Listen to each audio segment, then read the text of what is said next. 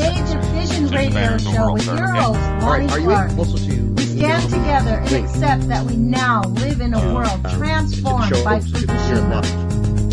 Monday, Wednesday, and Friday from 8 a.m. to 9 a.m. Pacific Standard Time here on UCY.TV radio. We relentlessly engage every ear that listens. We expose and confront the complete lack of accountability for the nuclear industry. Consider social engineering programs who view our bodies, minds, and souls as assets on a balance sheet.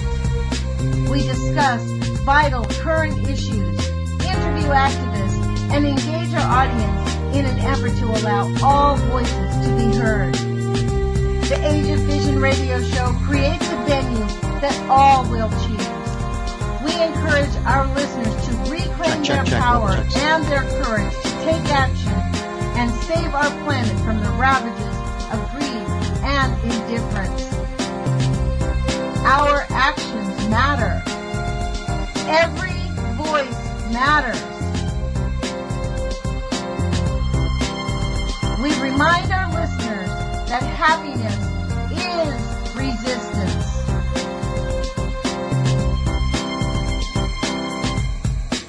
Love is greater than fear.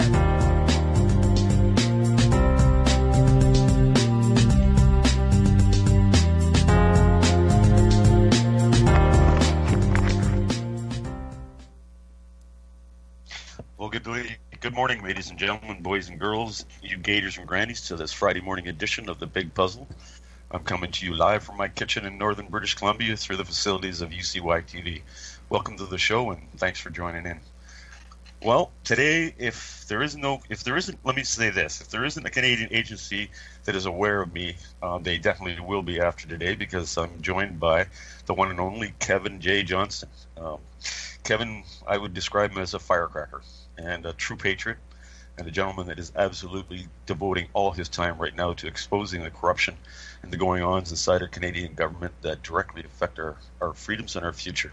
Welcome to the show, Kevin, and it's a pleasure to have you on, buddy. Well, I want to thank you so much for communicating with me in the first place. It's been great to chat with you about all the issues pressing us here in the country, the Dominion of Canada, and I really am looking very forward to chatting with you about what our problems are and what some of my solutions are.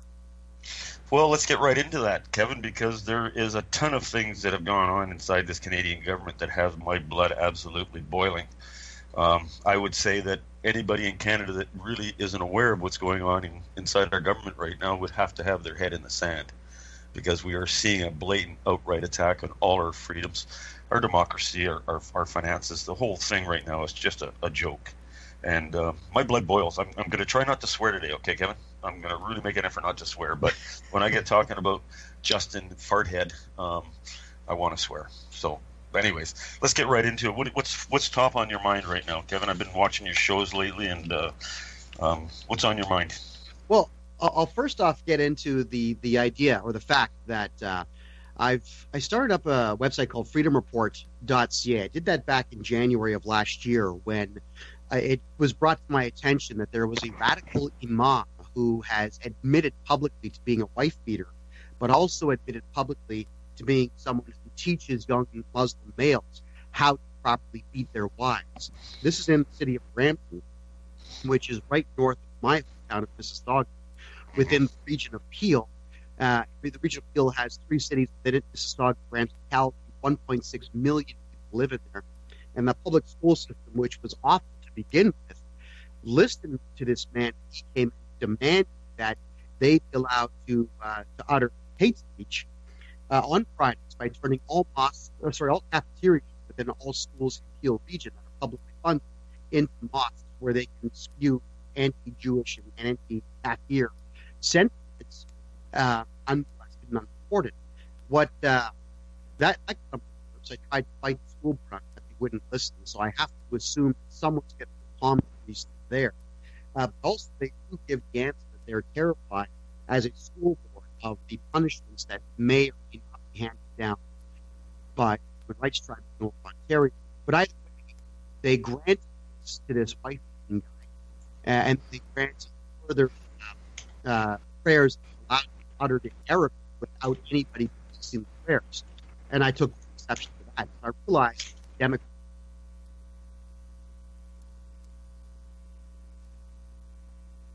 a $1,000 cash reward for anybody that filmed hate speech. And of course, it had. Then you see the liberal media played that up in that I was changing to film kids in the cafeteria. But because I'm not the kind of guy to silence nonsense like that, I upped the bounty to $1,500. And we had Iqbal, who I think we all created M3. She got together with the mayor on Trump to file numerous police complaints about me. But every single found attorney that the police approached on said, no, there's no way to be charged with Johnston. Opinions, which might be rude but are not legal. So we went to the Attorney General, Roberts, whom we are very, very close to proving his side. His name is Mr. Naqvi. As far as I'm concerned, radical Pakistani Muslim, and he's the one that said, yeah, make sure you charge this guy, and then dragged him nationally. So we'll have a trial on this, I'm sure, because I'm not sure. We'll have a trial on November, December this year, maybe a bit later. That's what's on my mind, the fact that our politicians utilize that poorly written section of the Criminal Code of Canada, Section 319, subsections 1, 2, and 3, to complain to police charges filed when they realize someone's exposing them. They call it hate speech. I call it truth. I'm sure so do you listeners. Yeah, Kevin, it seems like most of my shows, Skype has no problem, but you're breaking up. Every second word is breaking up, and people are not hearing what you're saying for some reason. I don't know why that's happening right now, but I have a good idea why it's happening right now.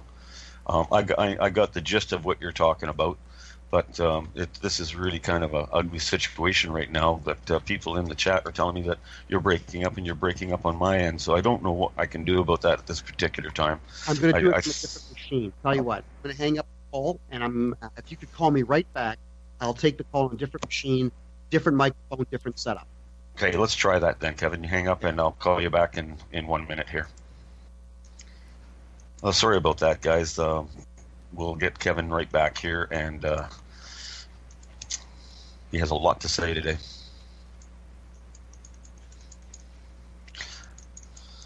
Just bear with me for a second, guys, please.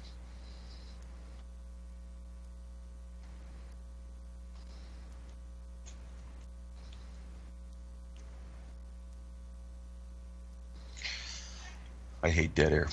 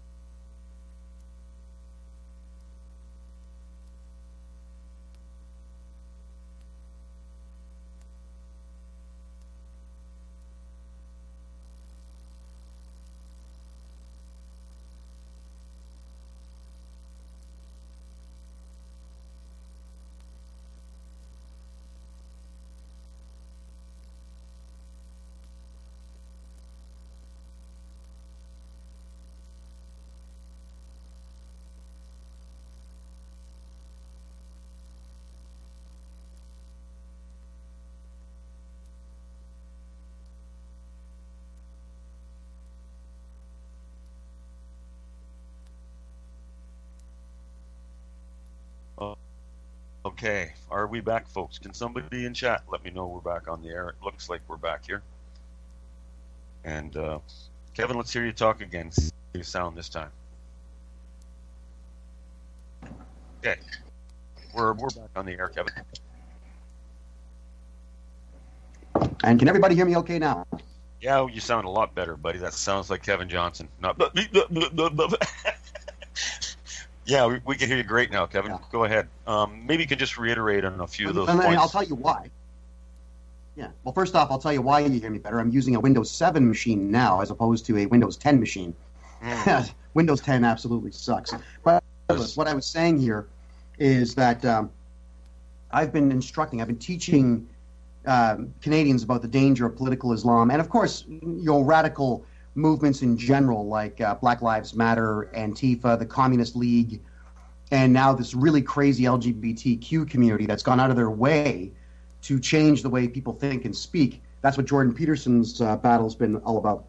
But what I've also done is I've been very harshly critical of Canadian politicians who, now, with me being in access to dozens upon dozens of politicians all the time, and with me talking at length about how evil, callous, cold, and cruel Iqra Khalid is, the creator of Motion M103, and I've divulged secrets about her family, the Muslim Brotherhood. I divulged secrets about the fact that she did not want to run herself. Her father made her do it because they knew they could fund her to win the election.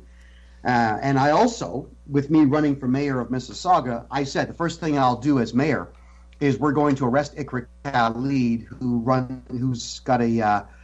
who's within the Erin Mills riding here. We're going to arrest her for treason. Naturally, of course, she and Mississauga Mayor Bonnie Crombie were the ones that went complaining to the police. General, Yasir Naqvi, the jail cell, day in the courtroom, and so on. But regardless, I think the trial is going to come up sometime after November of this year. If they offer me any kind of way out, I'm not taking it. I'm not going to do any plea bargainings. I want a full-blown trial where Bonnie Crombie, Mississauga mayor, is on the stand, where Iqra Khalid is on the stand, where Kathleen Wynne, the premier,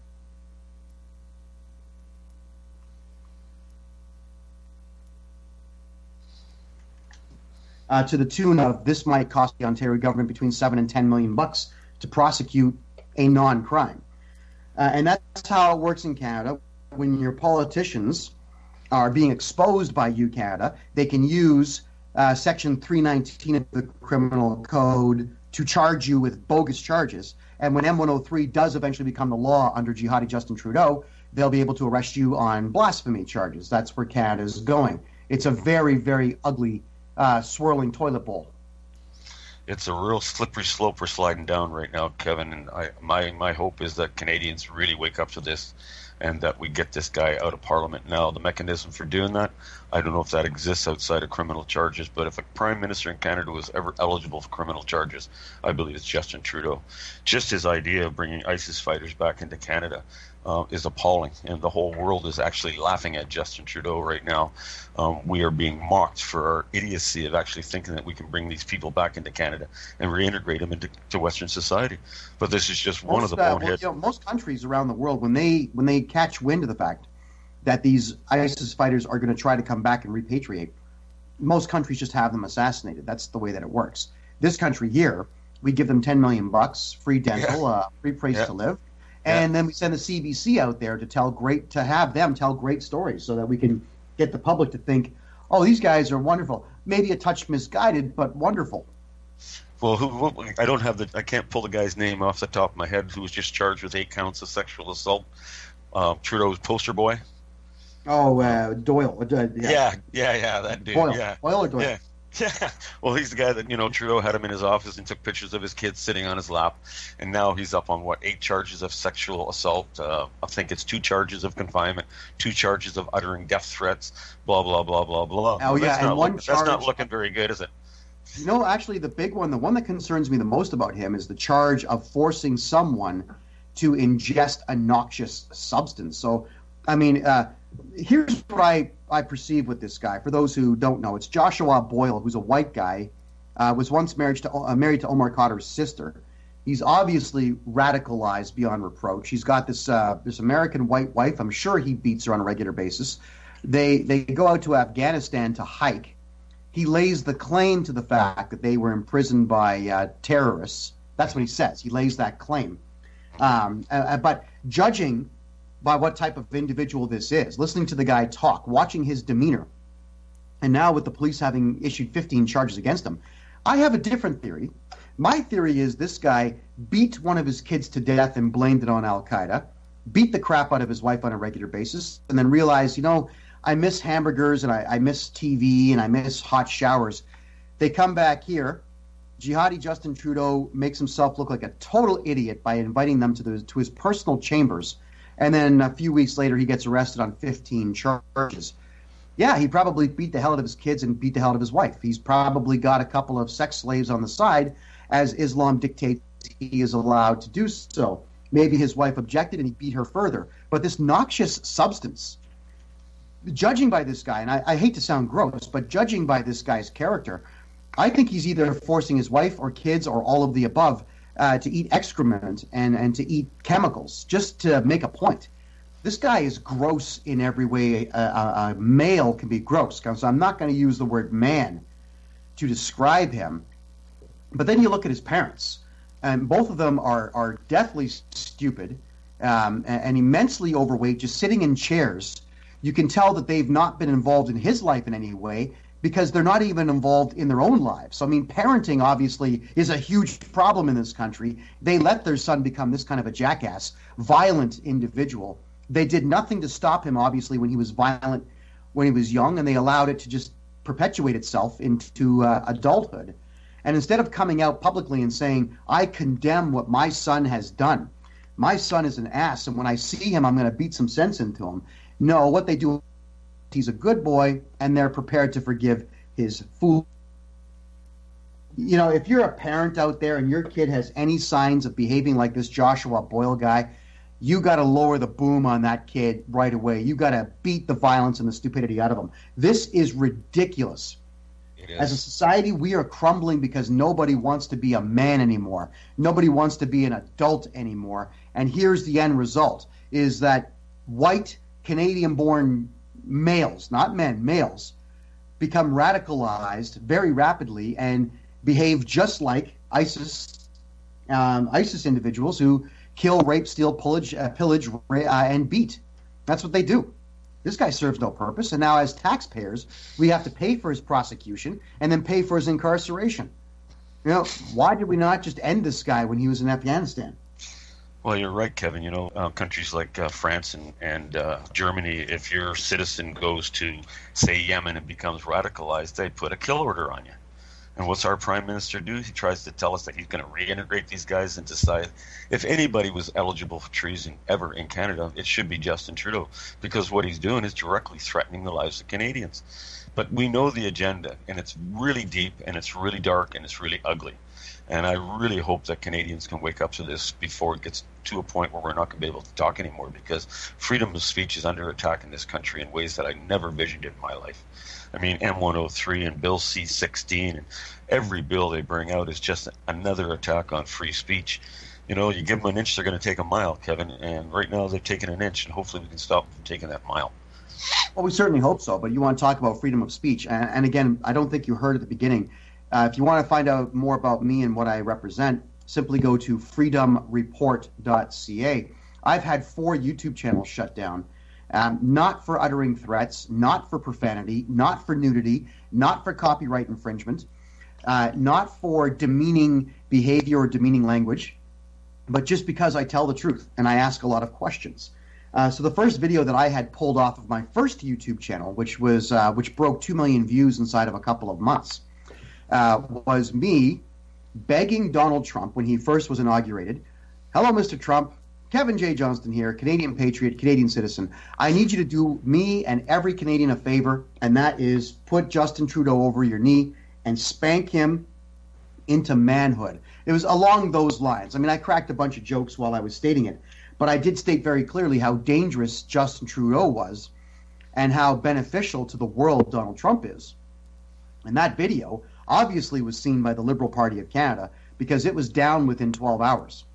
So wow. Freedom of speech is completely and totally under attack here. And we know the Liberal Party, we know jihadi Justin Trudeau has a direct phone line like the old Batman phone from Adam West that beeps red. So Justin Trudeau or the Liberals pick up the phone and Google, they do exactly what they're told. They'll shut any of us down on YouTube. Now, fortunately, we found a savior in a company called BitChute, BITCHUTE.com. It's a British-based company. The owner Ray Vaugh. He's a wonderful man, and he's been going out of his way to rescue YouTube channels by copying all their old content into his video sharing platform, which works on torrents. So he rescued about 400 of my videos. I put another 210 up since he did that for me. So I mean, I put all my videos on BitChute.com. My premium stuff goes there. Whatever I think that YouTube is going to take down, regrettably, the YouTube audience no longer gets. The last video of mine that was suspended was just me issuing counter arguments to the LGBTQ argument of 72 genders. I just shot the argument down in flames. No profanity, no threats, no mockery, just facts taken down. I got fed up with it. So my menial stuff will be on both YouTube and BitChute, but my good stuff is just on BitChute.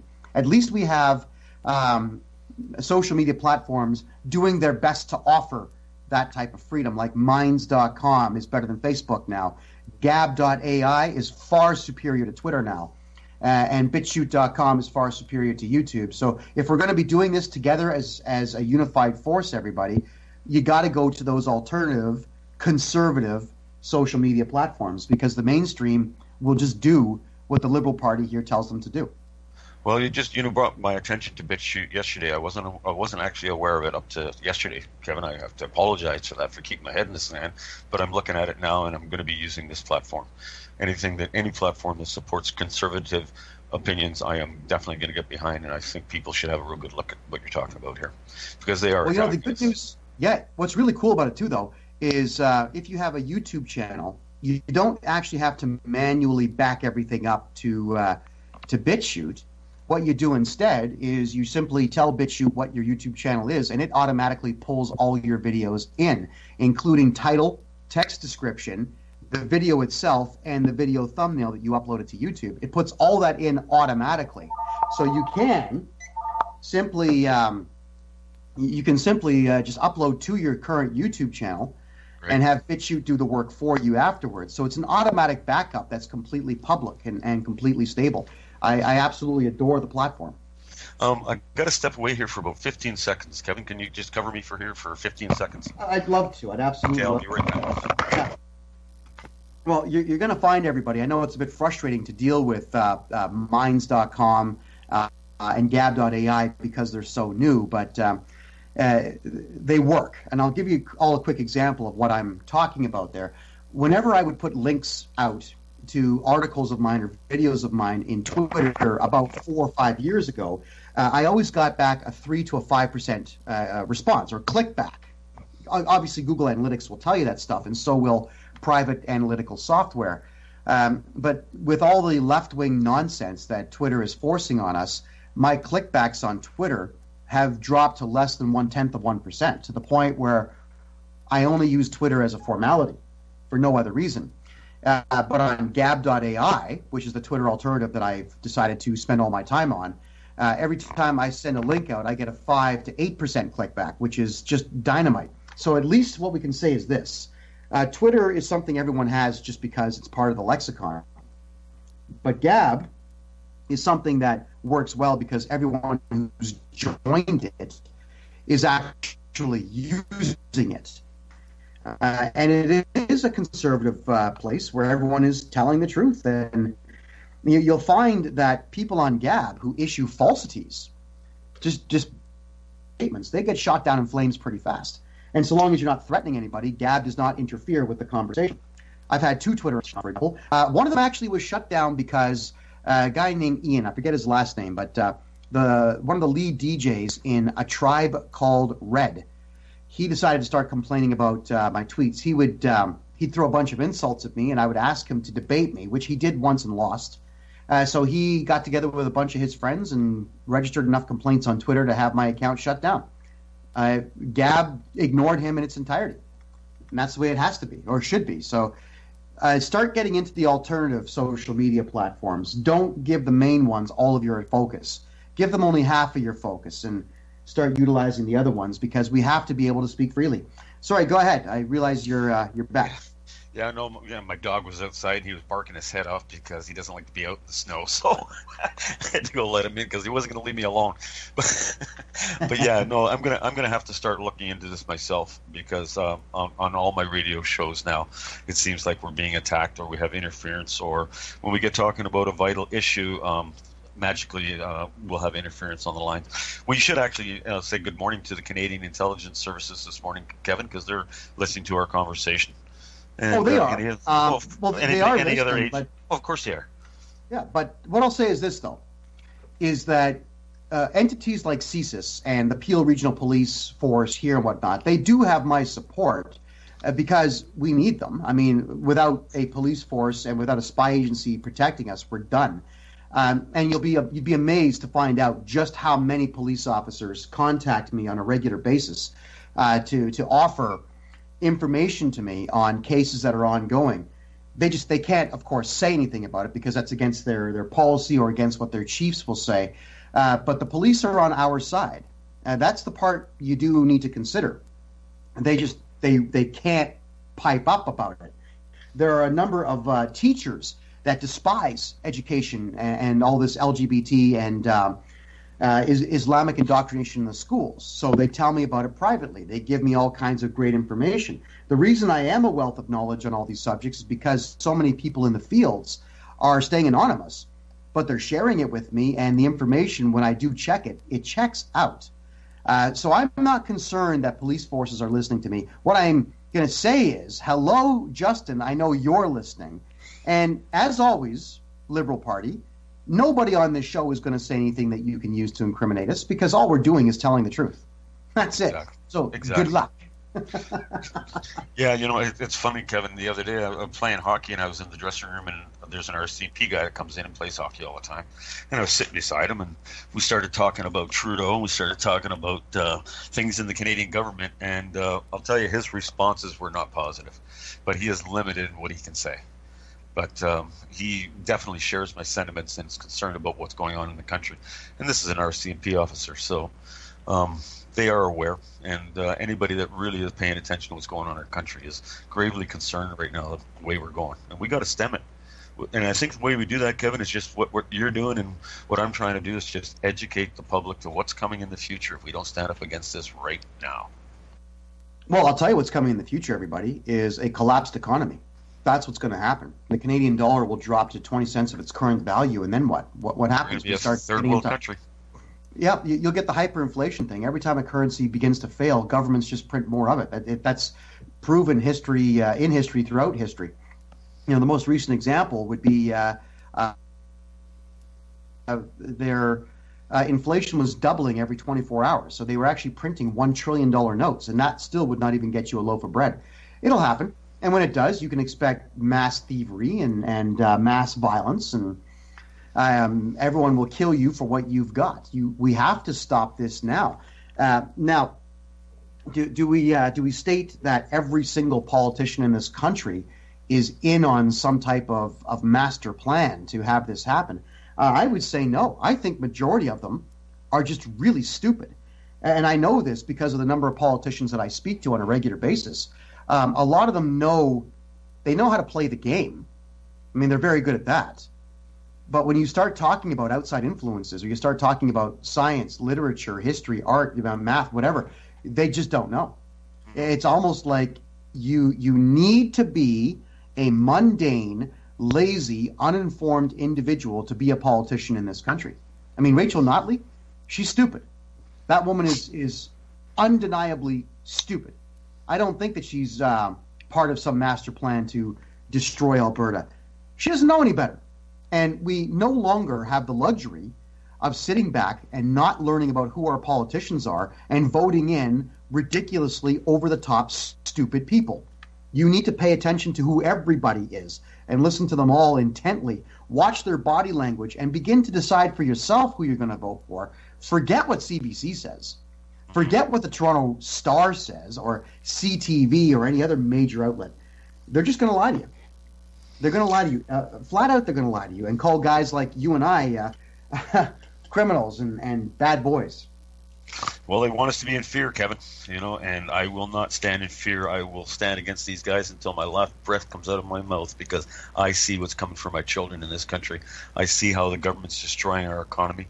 I follow all the going-ons inside of Ottawa, and nothing they're doing is beneficial to the future of this country right now. I mean, just the fact that our Minister of Defense just committed to building a huge road project in Jordan. I mean, we're sending billions and billions of dollars to countries offshore, and our country's infrastructure is falling apart. We have Canadians on the street at unbelievable records now. You read the reports in Toronto, read the reports in Calgary of the rise in homeless. Canadian government doesn't care about them. They'd rather spend their money over in Jordan. I mean, it's a joke, Kevin. It really is. Why aren't the rest of Canadians screaming like you and me right now? I really am at a loss some days to understand why people have more interest in who's winning the World Juniors than what's happening to our country. I had a conversation with a friend of mine. I've known her since high school. She's currently a doctor, very, very clever gal. I'm 46, she's 47. I haven't spoken to her in a while, and she wanted to chat about things like Islam.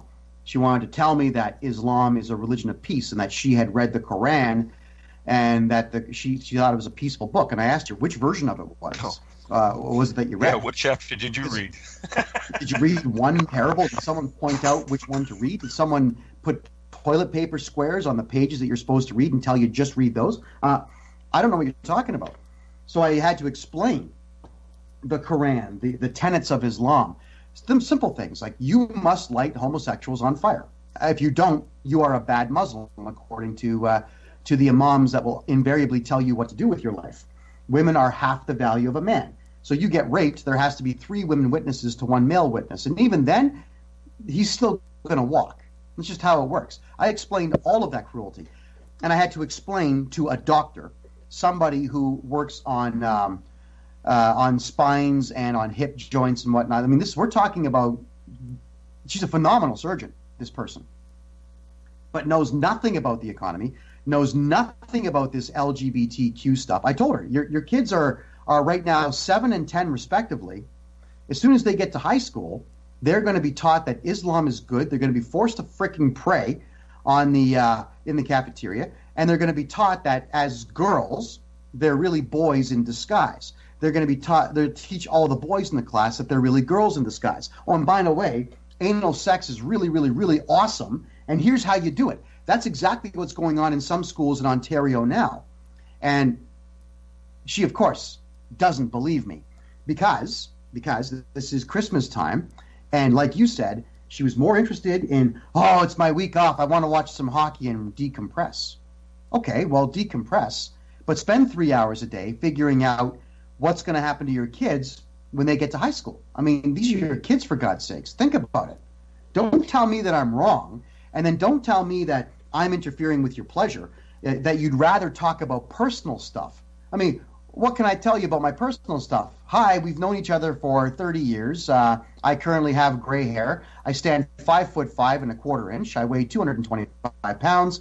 Married, 2 kids. All right, what other personal stuff do you want to talk about?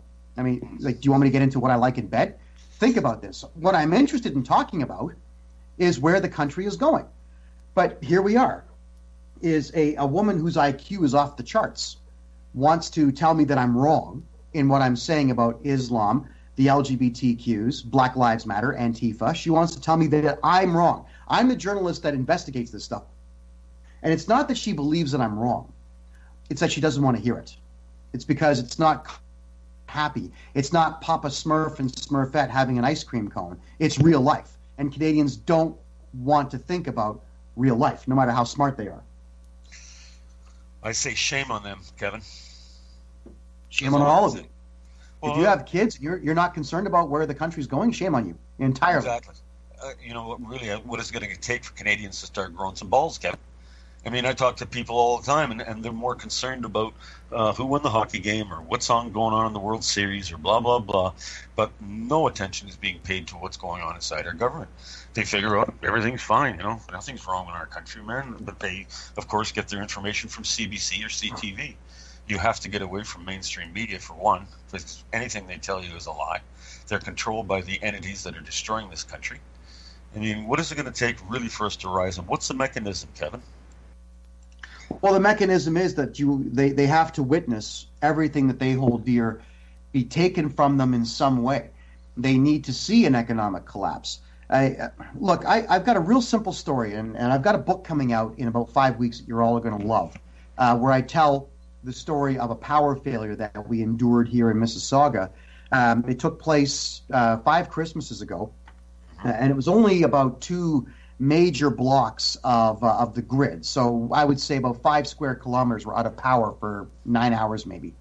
But it was a warm night, and I went walking around. It was +5, so all the snow was turning into slush. But what I was amazed was when the power was out in wintertime, how stupid everybody became. I mean, I went walking at midnight just to not hear the hum of streetlights, to have a bit of peace and quiet. I love power failures for that reason. But I saw on 6 different occasions married couples arguing about where flashlights were and why it was so stupid to have the flashlight in the garage and not inside the house. One woman had her baby all bundled up in a snowsuit, screaming at her husband about why the batteries were not in the house where they belonged. So she actually woke her baby up, wrapped her baby up, probably by candlelight in a snowsuit, to walk outside to scream at her husband about batteries. Wow. A society like ours can and will break down. And the power had only been out for 2 hours at that particular point when I was making these observations. What does it take? It takes a power failure December 25th, Canada-wide, for 2 weeks. Then you'll see Canadians realize, oh my God, things can be taken from me in a second. All of a sudden, my neighbor's fence being 2 inches too tall is not that important. I'm not going to call the city on him. I'm going to look for something to burn to stay warm. That's what it takes. Some type of collapse to smarten everybody up.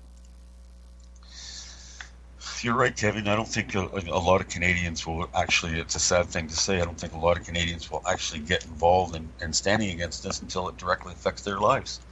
But, that we talked about the economy here a little while ago and how fragile the economy is. I mean, if the dollar was collapsed, you would see absolute chaos in our society. And, of course, out of chaos comes control. So there are many things they can do to throw us in a state of chaos, Kevin. And it's just all it would take is a pinprick, literally. Well, sure. But at the same time, now, first off, I don't want chaos. I'm not sitting here telling you that I want murder in the streets. It's the last thing I want. I really like the idea that I can sit outside in shorts and a T-shirt having a cup of coffee without bullets flying past my head. There's a lot of countries in the world where bullets fly past your head just putting on your shoes. I like that. I'm very, very thankful and appreciative of that facet of my existence here. But I will say this. If it does slip into chaos, it's exactly what Canadians deserve. Well, I guess, I would have to agree with it, but in the same mouthful, I hope we never see that happen, Kevin. I hope we don't see it. No, because when we get to that point, then we're really past the point of no return. And that's a scary thought. So, it's a scary thought, and I really hate to think that way. But with all of the apathy and stupidity that I'm listening to in the Toronto area here, Southern Ontario has to be 7 million people now. And every social justice warrior, freak, LGBTQ moron, Black Lives Matter terrorist, Antifa idiot, they all end up here. And for some reason, they're the only ones that have a voice. And they're the only ones that have any influence over school boards and government policy.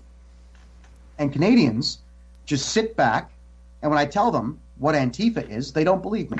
When I tell them what Black Lives Matter really are, they don't believe me. It's just so much easier to stick your head in the sand. So if it all collapses, everybody, good on you. You've been warned now. You've been warned for over 10 years this is all going to happen. It's happening now because we have the worst leader in the planet's history in power right now, taking everything from you and taking your entire future away from your kids. And you're sitting back doing nothing except maybe bitching at your spouse about the fact that his socks are on the floor. Who the hell knows what you're complaining about? But it certainly is not your government. Well, wait a second, Kevin. Hang on. They tell us the budget's going to balance by 2046. Isn't that good news? Right, but it's going to balance itself, right, with no human interaction. Yeah. Well, that's what Trudeau tells us, of course. Yeah, wasn't that right? We got to laugh about it. We shouldn't laugh, but we have to because it's absolutely ridiculous what we see. I mean, I just read a report from Alberta that Notley is going to add another $37 billion to their deficit. I mean, they're borrowing another $37 billion.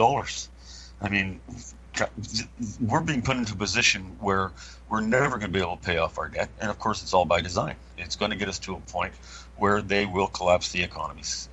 Economies cannot keep going the way they are, Kevin. You know that, and I know that eventually they are going to collapse. They're designed to collapse. And I guess it's all when they decide the time is right, they'll bring this chaos. I don't like to use the word chaos, but that's what it's going to be. If the dollar was to collapse, if we were to see a monetary worldwide collapse of the dollar, because if the dollar collapses here, it's going to collapse everywhere in the world.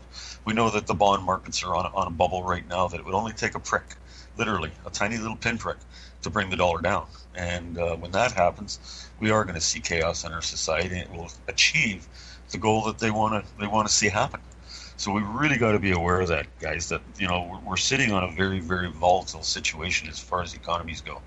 And that would be the mechanism I believe they would use against us, Kevin. One of the mechanisms they could use against us. It certainly would be, but I'll tell you this, the mechanism that people are using amongst themselves here is the adoption of political correctness.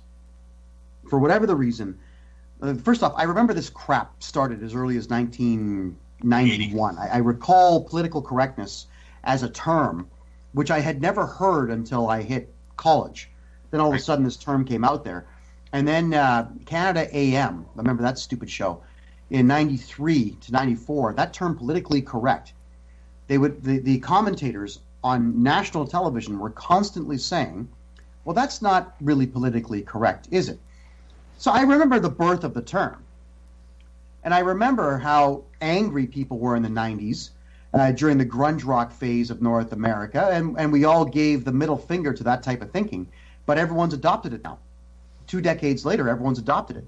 And you all want to be politically correct. And for some reason, I don't get it, especially you white people. I don't understand how it is that you give that word racist any power over you whatsoever. People just go to that term when you have already won the argument. Then they'll say, oh, you're an Islamophobe, you're a homophobe, you're a transphobe, racist. You're a something phobe, which is not a clinical term at all. They'll just say it, or you're racist. And that's how they end the conversation without looking any more foolish than they already do. And if anybody wants to see evidence of this, I'll go. I have it right now for you. Go to my Twitter account, twitter.com/Freedom Report CA without the dot, Freedom Report CA on Twitter. And you'll see this young social justice warrior tweeted out that global warming is a scam. It's not happening. It's just an extra tax to charge on fear. She decides to cite a whole bunch of left-wing media, especially a guy named John Platt. This guy's an idiot. And everything he's said about global warming and climate change and whatever brand you give it, everything's been wrong so far. So we debate back and forth, and I'm trying to explain to this 20-something that global warming is not happening. You know, in 1977, I was in New York City.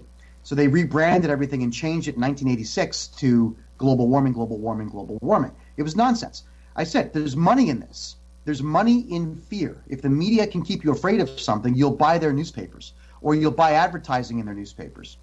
You know, now global warming is starting to become less and less of a thing in the news. Now it's kill the white man. White man is the problem. Whitey is bad because that sells newspapers, or at least they think it does. It actually doesn't. The Toronto Star laid off 110 people last year, and there's more coming this year. But it's trendy. Don't follow the trends. Do your own research. So after the debate goes back and forth on Twitter, she finishes everything up, realizing that she has been thoroughly defeated, but not rudely. I don't swear, and I'm not demeaning in my language. Then she tells me that, yes, but you hate Muslims. Oh, that's it. All right. So instead of debating, the left wing will only utilize character attacks. I fired back with, no, I don't hate Muslims, but I do hate Islam. And no response. I even invited her publicly to debate me on climate change on a live show, but no answer there either. because she thinks in her mind, by calling me an anti-Muslim individual, that she's somehow won the debate. Well, political correctness is just a way of silencing dissent, Kevin, without actually getting involved in an argument and or laying facts on the table. You're right. Political correctness needs to be taken out of our society. But unfortunately, but it starts with you people. It starts with everyone listening here. It starts with my fan base. It starts with everyone's fan base, with everybody. Stop being politically correct. I'm going to tell you something. I made a promise to myself. It was back in beginning of 2016. I made a promise to myself, because I hated so many of my in-laws, that I'm just going to start telling them the truth right to their face. And when they lie to me, even at a huge dinner setting, I'm going to call them out on their crap. And I started doing that. People would tell me stories, and I would say, nah, that never happened, did it? You're lying to me right now just to have your 15 minutes of fame. Or, no, that's not correct. I have the actual stats if you'd like to hear them. And yes, they all got angry. But anger is the first place that somebody who's incorrect will always go. Ignore it. Don't be intimidated by someone getting angry with you because you're calling them out on their lies. Why are they lying to you in the first place? Why are they coming to your home, eating your food at your table, and making stupid statements like, oh, Donald Trump, he raped all those women, I don't like him? This came out of the mouth of a 60-year-old woman. I barked back saying, I'm sorry, who did he rape? And where do you come by this information? And how dare you come in here and lie about the President of the United States at my dinner table about something that you heard on what, CNN? Or something you heard Hillary Clinton say? And I had to go right back to the entire history of Donald Trump, stating clearly that he never once had a single accusation, not one accusation of sexual misconduct until he runs for president. And I barked at her. I said, think for yourself. Start thinking before you come here and spew crap like this in front of my kids. Think it through and be knowledgeable on the subject matter. Well, that person no longer comes back to my house, and I'm okay with that. And I find that Christmas meals are enjoyable now, that people like her don't like being called out on their crap, and they don't come over anymore. And you can spare me that argument, folks, about, oh, family is forever. And no, it's not. No, it's not. You can choose your family. My three best, closest friends, I consider them my brothers. I consider their kids my nieces and nephews. I consider that because they've got my back and I've got theirs. And they will debate through civil discourse with me. They don't have to agree with me, but I don't want them coming into my home lying. And the people that I consider my best friends don't come in my house and lie. I don't go to their house and lie and bring false information in. So you can choose your family. It's real simple. If you've got an in-law that you can't stand, get rid of them. They're not good for you. Don't be afraid of the consequence of someone going, I don't like that guy. I don't like you anymore. Who cares? Cares. Exactly. You've got to get rid of stupid people from your life so that you can continue to think and be happy in your own home. And the same thing goes with people that are in your public life. Call them out on their crap. If they get angry, so what? What are the consequences if someone gets mad because you told them that they're wrong and then you can prove it? Well, they shake their finger and they get really mad. You might get a dirty look. And now what? What else? I mean, did you lose your house over it? Did you lose your job over it? Did you lose your capacity to reproduce over it? No, what you've done is you've called out an idiot and you've established yourself now as someone who won't put up with political correctness and won't put up with people's crap. Establish yourself as that. Believe me, stress in your life will disappear when you talk to people this way. I know, I've been doing it now for 2.5 years, and I'm loving every minute of it. I wish there was another 10,000 of you in Canada right now, Kevin, because we really need voices to be heard. And I applaud you. I applaud you for what you're doing, buddy. It takes a lot of courage, believe it or not, to do what you're doing. I really appreciate that. Thank you. Yeah, well, we got ourselves in a pickle, and I can see us getting out of it, Kevin, but it's going to take a real awakening of the Canadian people and standing up to our government right now to put a stop to this absolute lunacy going on in our country. And, I'm doing my part, my friend. I mean, you're doing your part, obviously, and I'm doing my part. And just so everyone does know, I will be running for mayor of Mississauga. Again, population 1 to 1.1 million people. And I'm going to campaign like I'm speaking to you right now. I'm telling you the truth. the last thing in the world that I would ever do is put 600 and plus videos out on BitChute.com where I state what I believe and what I know, and then run for office and change everything I'm saying to something more polite and politically correct.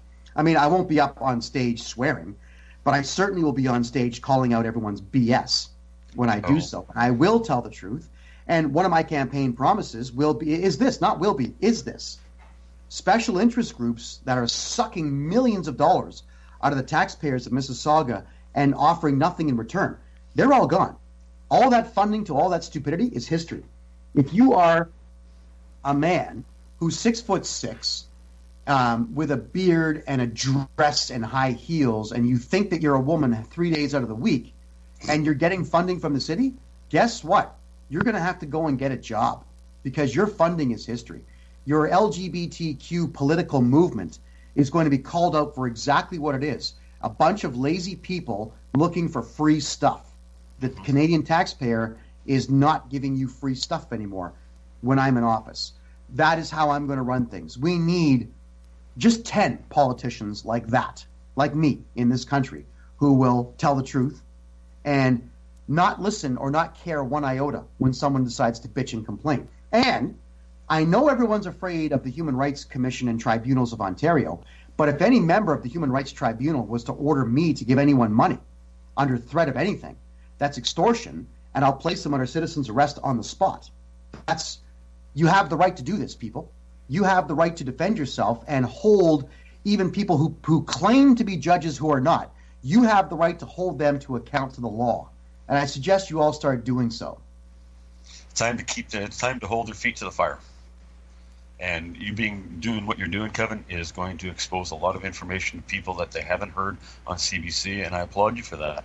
I've been offered, believe it or not, an opportunity to get into politics myself up here in the north. And for the first time in my life, I never thought that I would even think about getting into politics, but I'm actually considering it right now under the banner of the Libertarian Party of Canada. I've looked at their agenda, and some of the things they say, of course, I don't agree with, but a majority I do agree with. So that's something I'm actually considering right now, Kevin, because if we don't get involved, if we don't stand up to these people, it's going to get a lot worse in Canada.